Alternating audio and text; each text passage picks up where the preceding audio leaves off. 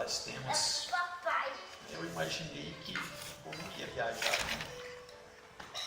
Mas, aleluia, por hoje, né? Para as pessoas terem um tempo também para poder descansar, porque isso faz necessário. Vamos ver Lucas capítulo 1. Glória a Jesus.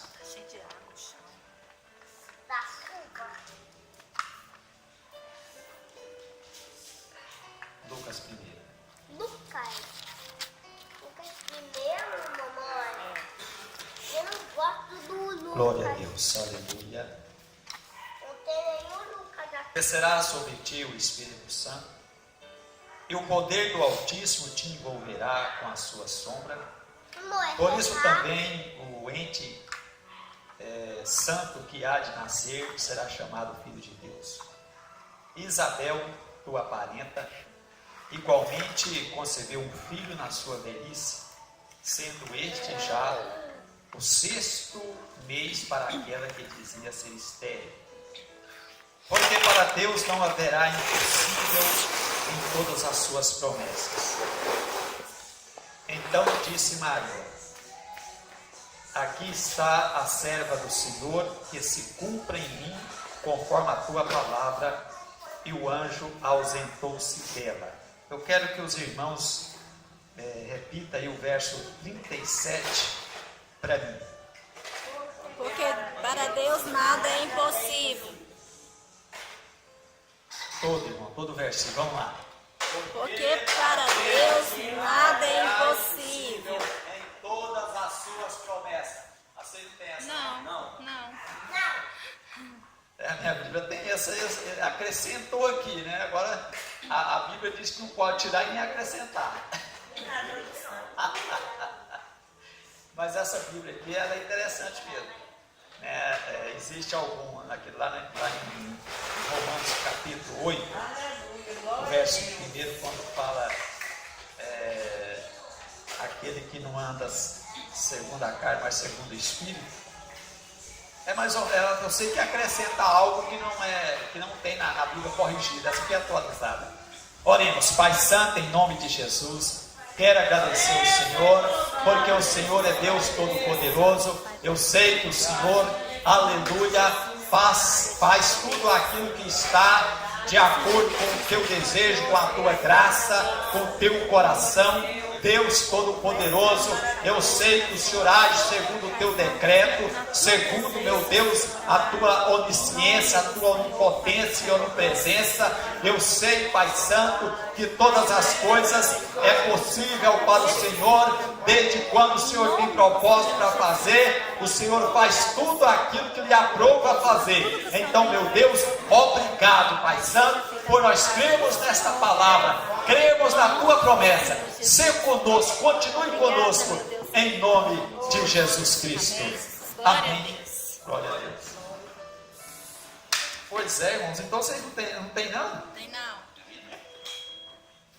Porque para Deus não haverá impossível em todas as suas promessas. Quer ver o versículo que eu estava dizendo para os irmãos? Que a de vocês não tem, e nessa aqui já tem. Isso não dá margem a você querer. Né? Existe realmente algumas traduções que é melhor você não deve comprar, tem que ter cuidado, né? Agora tem a tradução da Bíblia Graça sobre Graça, é a Bíblia dos homossexuais, né? Então, a gente tem que ficar esperto com isso aqui. Mas aqui diz, agora pois, já nenhuma condenação há para os que estão em Cristo Jesus. Na Bíblia de vocês fala assim, que não anda segundo a carne, mas segundo o Espírito. Nessa aqui já resume, é só isso. Agora pois, já nenhuma condenação há para os que estão em Cristo Jesus. Então é por isso que é interessante a gente ter várias traduções da Bíblia. É necessário termos, para que a gente possa nos adequar dentro daquele texto, dentro da mensagem que nós iremos pregar. Então todo pregador, todo ensinador da Bíblia precisa de estar, ou ter pelo menos mais de uma tradução, porque isso vai fazer com que a gente possa examinar as traduções e adequar dentro da sua pregação. Então, por exemplo, dentro da minha Bíblia, quando fala em todas as suas promessas, então nós podemos aqui, né? Não preocupa não, irmão, fica na bênção aí, viu? Fica tranquilo. Então é o seguinte, porque para Deus nada haverá impossível em todas as suas promessas. Então, dentro dessa tradução aqui, ó, ela me chama a atenção para aquelas promessas de Deus. Amém. Né? Glória a Então, Deus. na tradução normal, talvez isso que acrescenta nessa tradução aqui me chama a atenção, né, para que eu venha falar das promessas de Deus. Inclusive, isso aqui é uma pregação que nós temos. Eu vou escrevendo na Bíblia, né, diante de tanta promessa que Deus tem feito. Então, para Deus nada é impossível. Então, eu estava ensinando há algum tempo, até o Wesley, ele foi meditar nisso, depois a gente estava conversando. Olha, irmãos, aquilo que é propósito de Deus, né, Deus ele não é, do ponto de vista do homem, ele não é obrigado a fazer aquilo que você pede. Mas se é propósito dele, aquela promessa na sua vida, não tem nada que ele não possa fazer. Viu? Porque às vezes nós temos a tendência, pela teologia da prosperidade, imaginar, inclusive é normal hoje a gente ouvir, né, as pessoas ou o pregador dizer que Deus é obrigado. Eu já vi pastor falar isso. Deus é obrigado a fazer para nós aquilo que está escrito. Não. Segundo o propósito do coração, segundo a onisciência dele, ele faz. Não é assim? Mas tem que estar dentro do propósito dele. Então, imagina se Deus fosse fazer tudo o que eu fosse pedir. Eu vou pedir para o senhor um avião. Ele vai me dar um avião para quê? Primeiro, eu não dou conta nem de fazer o primeiro abastecimento dele, porque eu vou gastar 40 mil litros de gasolina ou de querosene. Não dou conta nem de abastecer o avião. Então, irmãos, Deus não vai fazer isso. Mas agora, se eu me tornar um pregador e a igreja crescer e necessitar de um transporte rápido e eu vou para um país ou para outro, aí sim, eu falo, Deus, é o seguinte, agora estou usando um avião. Aí se é o propósito, aí tudo bem, irmãos. Né? E a gente está escrevendo lá na Assembleia de Deus da Missão. É só Deus. Um Boeing, irmãos, um Boeing 747. Né? Uns 370 crentes, né? Assembleia de Deus da Missão. Eu nunca vi tanta fé assim, irmão, nem em Israel. Já pensou nós chegar numa estrutura dessa, né? Comprou um Boeing lá, tem uns 300 milhões, né? Dá para comprar um aviãozinho até bom, né? A Assembleia de Deus da Missão, né? Pastor Mauro Basílio de Moraes é grave, né? Irmãos, mas vocês sabem que isso é possível para Deus, José? É mesmo, Jesus, aleluia. Você sabe que Deus tem condição, dentro do propósito dele, de me dar um avião de 300 milhões de reais, ou seja, de dólares? Você sabe que Deus tem? Você acredita nisso? Ele dá condições para você manter o avião. Já pensou, irmãos? Irmãos, olha que essa história, todo mundo sabe, é a história do nascimento do Cristo, do nosso Salvador, né? E ele foi concebido de uma forma que a ciência até hoje, mas como que pode? A própria pessoa, a irmã Maria, né? A irmã Maria falou assim, mas isso, como que pode ser isso? Não é porque ela não creu, é porque é inexplicável. Como que pode ser isso? Aí o anjo Gabriel explicou, falou, não fica preocupado não. A sombra do Altíssimo vai te envolver. Certo? E aí você vai se encontrar grávida. Deus seja louvado. Irmãos, como pode alguém explicar isso? Não tem explicação. Milagres, não tem explicação. A ciência não consegue explicar milagre. Então eu acho interessante que ela termina dizendo assim, olha, eu sou a serva do Senhor. Ela disse assim, ó. Então disse ela, Eis aqui a serva do Senhor, e que se cumpra em mim conforme a tua palavra. Amém, Jesus. Irmão, se Deus falou, se é propósito, Ele falou com você, está escutando, né? Esse é da Igreja Assembleia da Missão. Irmão, mas é conforme a palavra, não adianta, mas chega mesmo, certo? Verdade, Jesus. Né? Aleluia. Então, a irmã Maria, ela falou, olha, eis aqui a serva do Senhor, cumpre-se em mim, segundo a sua palavra. Mas existe um problema, a gente pede o Senhor, e depois Deus fala que vai dar, aí você começa, mas que jeito, que jeito. Então, irmãos, imagina só, e Deus age, é da forma dele. Por exemplo, quando esperava o Messias, quando o povo de Israel esperava o Messias, seria por métodos naturais, era por metodologia natural, mas Deus precisava de fazer algo sobrenatural. Então, quando Deus faz a promessa, a gente normalmente, é coisa nossa mesmo, imaginamos desde o ponto de vista natural, não é assim? Então é o seguinte, Deus fala, eu vou fazer isso com você, mas você sempre vai estar com os pés no chão. Mas tem hora que Deus faz promessa, ele tem que tirar seus pés do chão, e você tem que voar segundo, né, o que o Espírito Santo te leva a fazer. Certo? Hoje eu estava falando com um pastor aqui, eu falei assim, olha, uma das coisas difíceis na vida é quando Deus, Ele tira o seu normal, o seu natural, e liga o botãozinho lá sobrenatural e faz você fazer as coisas. É difícil, irmãos, esse negócio de você andar por fé. E a Bíblia fala que a gente anda por fé e não por vista. Então Deus, Ele na sua infinita sabedoria, Ele vai lá no pastor Mauro e desliga aquele botãozinho que é o homem natural. Deus desliga e liga o sobrenatural. Aí você fala assim, chega diante da igreja e fala, olha, irmãos, nós vamos fazer isso aqui. Como as pessoas não foi desligada, vai falar assim, o pastor está doido, certo? E quando começa a fazer, Deus vai lá em um determinado momento e desliga o sobrenatural e liga o natural. E aí você cai de joelho e assusta. Deus, o que eu fiz? Agora, Senhor, a sua obra vai ser escandalizada. E aí você corre para a oração. Deus, vai que meu discípulo, aumenta a minha fé.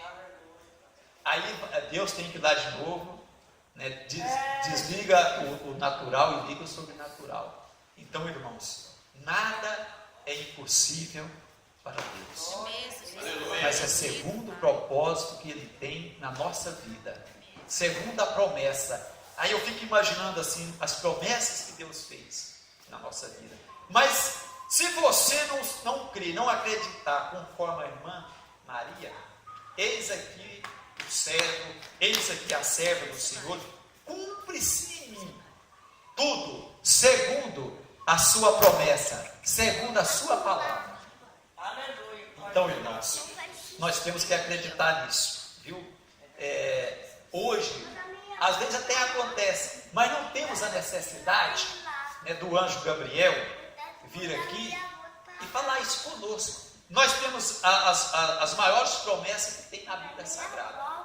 Então, se uma promessa da Bíblia, que são mais de 8.000 promessas da Bíblia Sagrada, se esta promessa, né, você acreditou nessa promessa e Deus tem propósito na sua vida, tenha certeza que essa promessa ela pode cumprir na sua vida de forma sobrenatural. Então Deus faz algo, né, sobrenatural, algo grande, e depois você pensa, Jesus, mas como, né, que eu cheguei nesse estado de coisa? É porque a promessa foi feita por alguém que tem a capacidade de cumprir todas as suas promessas. Então, irmãos, é uma questão de acreditar, de você crer. Então ela creu, eis aqui a serva do Senhor, cumpra-se em mim tudo que o Senhor disse, tudo que o Senhor falou. É a disposição de acreditar. Ué, pastor, mas como? Ela poderia ficar perguntando assim, anjo, para aí, não, anjo, não vai embora agora, não, para aí. É o anjo, não é o arcanjo, não, né? Esse aqui é o arcanjo, ele é superior ao anjo, né? Porque o arcanjo é superior, né? Então, não, Gabriel, para aí, não volta agora não. Como é que é esse negócio, a sombra, como é que é, vai me envolver? Como que é isso? Me explica. Irmãos, ela não fez essa pergunta, pelo menos não está na Bíblia, né? Olha, a sombra do Altíssimo te envolverá. Olha aqui. Respondeu-lhe o anjo Gabriel: sobre ti, o Espírito Santo e o poder do Altíssimo te envolverá com a sua sombra. Como que alguém, né? Porque a sombra do Altíssimo envolveu alguém, certo? E ela fica grávida. Irmãos, o Cristo, porque Jesus é eterno, Ele é Deus, Ele vem do céu, né, como uma sementinha, certo? E vai para o útero da irmã Maria. É algo sobrenatural. Ué, Senhor, mas eu não conheço. Aí o anjo falou assim, vai ser assim. De repente, então está aqui a serva do Senhor. Aí, irmãos, ela se achou grávida. Agora vocês imaginam a situação de uma mulher gestante há 2000 anos atrás, a discriminação total, e ela poderia ser apedrejada, certo? Porque a lei mandava. Entretanto, ela acreditou na promessa. E o esposo, o noivo dela, era um homem tão abençoado, que sabia que ela era uma mulher muito séria, né? Uma moça muito respeitada, e ele, quando soube da notícia, ele não queria que as pessoas pudessem ficar, ou soubessem. A Bíblia diz que ele não queria inflamar, né? Chamar a atenção das pessoas. Eu não queria, é melhor eu sair então, sair de fininho e deixar esse negócio para lá. Porque ela ainda não tinha entendido o mistério de Deus, mas Deus não tinha contado para ele. Como que vai entender? Né? É como o eunuco falou para Filipe: como que eu vou entender se não tem quem me explique? Então José fez um plano dele lá. Eu vou sair fininho, né, porque eu não quero que ela seja, o nome dela fica falado aí e tal, e quem sabe ela pode até ser morta e etc. Deus, aleluia, Jesus. Aí o anjo Gabriel teve que ir lá de novo, né? O Deus apareceu lá para o José, estava dormindo. Ó, José, faz isso não. O que estava no ventre dela é de Deus, certo? É do Espírito Santo. Ela realmente, irmãos, imagine só que coisa, que milagre. Então, irmãos, nós temos que ter essa condição, certo? Deus, Ele muda qualquer tipo de situação, desde quando isso é do propósito dele. Mas o negócio é, Senhor, eis aqui o servo do Senhor, né? Cumpre-se em mim segundo a sua promessa, porque nós temos a tendência de ficar perguntando a Deus, mas como pode ser isso? Né? No sentido de duvidar. No capítulo 4 de Romanos, quando Paulo descreve sobre Abraão, que quando Deus fez a promessa para ele tinha 75 anos. Todos vocês, é uma história que eu conto direto, porque eu gosto dessa história. Inclusive Deus falou tremendamente comigo uma vez sobre essa história. Então a Bíblia diz, Paulo escrevendo, né, em Romanos capítulo 4, ele fala que Abraão acreditou, não duvidando, com incredulidade. Um homem, né, idoso com uma mulher idosa e estéril, mas Deus falou: eu vou fazer de você uma grande nação. Ele não duvidou por incredulidade, irmãos. Aleluia. Irmãos, a gente fala que tem fé. Compara a sua fé com a fé de Abraão. Compara a sua fé com a fé da irmã Maria. Compara.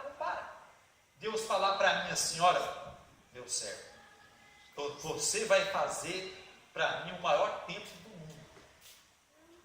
E o seu ministério terá 1 bilhão de crentes.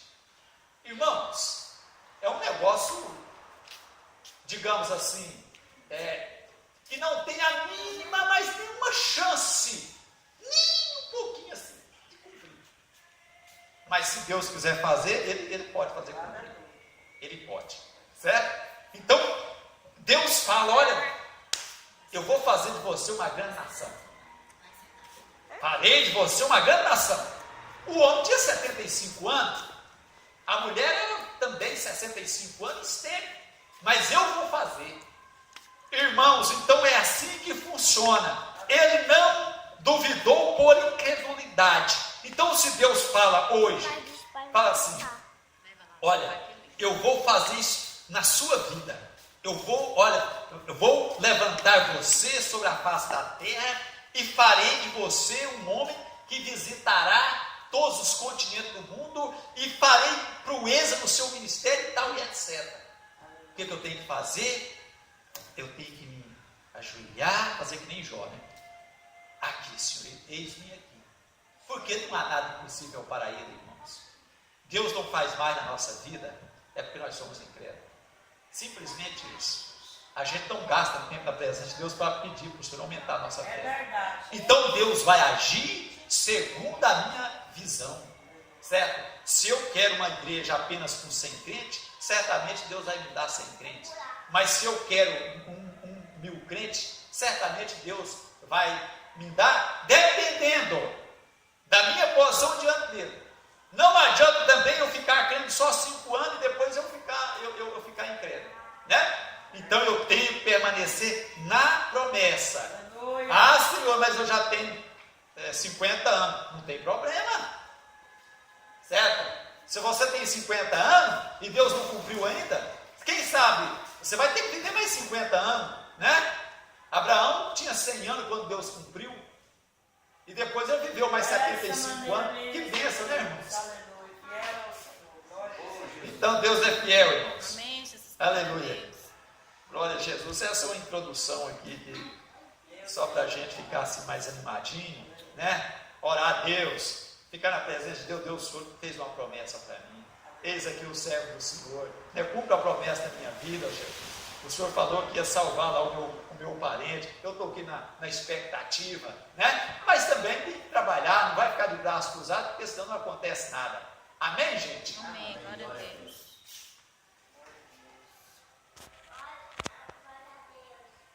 Vamos ouvir.